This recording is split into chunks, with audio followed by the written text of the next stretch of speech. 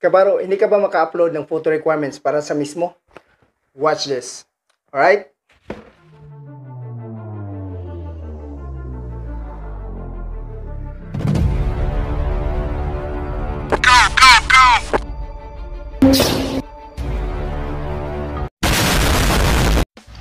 So, meron akong dalawang paraan na isi-share sa inyo kung paano mag-upload ng photo. For example, ito yung i-upload natin. Picture naman natin yan. Then, ika-crop ng konti. Tapos, save. Then, pupunta na tayo sa gallery para i-check natin yung size ng photo. Click details at ito yung size niya, 1.71 MB.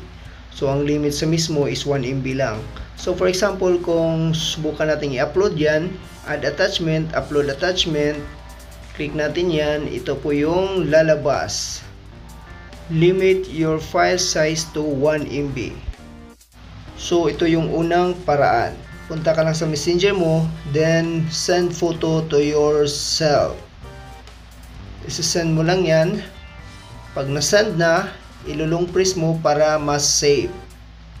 Then, pag na-save na, susubukan na nating i-upload to sa mismo. Balik lang sa mismo. Tapos, scroll down. Add attachment, then upload attachment. After that, click mo yung browse. Then, click gallery. Tapos, hanapin mo yung messenger na na-save. So, ito na yun. Then, ang lalabas, you have successfully uploaded a document. So, yun yung unang paraan. So, ito yung pangalawang paraan. Kailangan nating mag-download ng image converter sa Play Store. Libre lang naman to. Click Photo Tool. Click Pick Image. Then, click Gallery.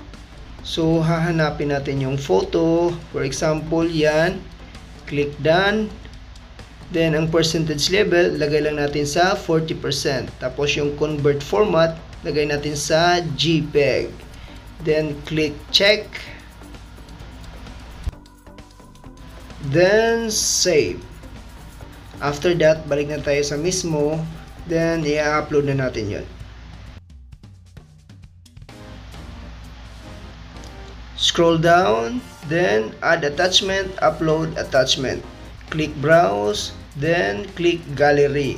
So, na-save yun sa CS Image Converter. So, click natin yan. Then, you have successfully uploaded a document.